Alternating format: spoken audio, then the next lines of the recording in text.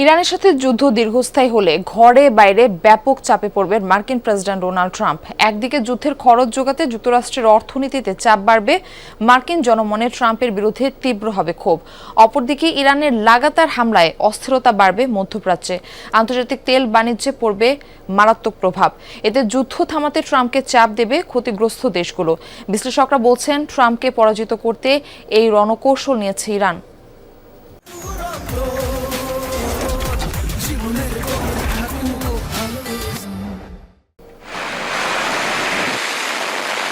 ইরানে মার্কিন ইসরায়েলি হামলার প্রধান লক্ষ্য ছিল কম সময়ে ঝটিকা হামলা চালিয়ে রেজিম পাল্টে ফেলা, কিন্তু সেই পরিকল্পনা আপাতভাবে ভেস্তে গেছে বলেই মনে করছেন বিশ্লেষকরা। হয়তো এ কারণেই ডোনাল্ড ট্রাম্প বলছেন, উদ্দেশ্য হাসিলে লাগতে পারে আরও 3 থেকে 4 সপ্তাহ সময়।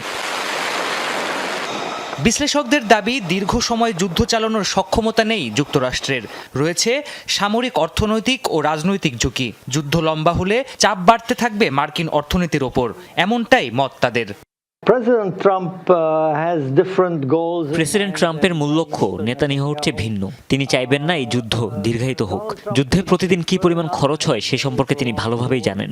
সংঘাত দীর্ঘস্থায়ী হলে মার্কিন অর্থনীতি ক্ষতিগ্রস্ত হবে, জনপ্রিয়তা হারাবেন তিনি।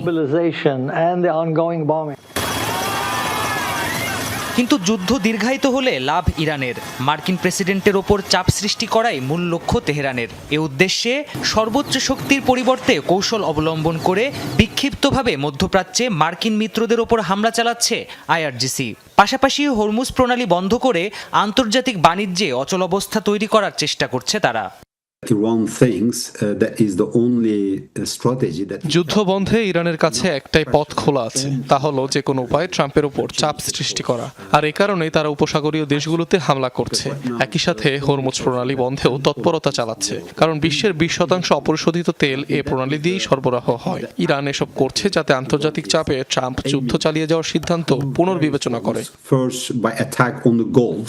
বিশ্লেষকরা বলছেন, ট্রাম্পই একমাত্র ব্যক্তি যিনি এই যুদ্ধের ইতি টানতে পারেন। আর এ কারণেই যুক্তরাষ্ট্রের প্রদত্ত শর্ত না মেনে কৌশলে ট্রাম্পকে যুদ্ধ থেকে পিছিয়ে আসতে বাধ্য করতে চাইছে ইরান। প্রাণপ্রতিম কুণ্ডু, যমুনা নিউজ।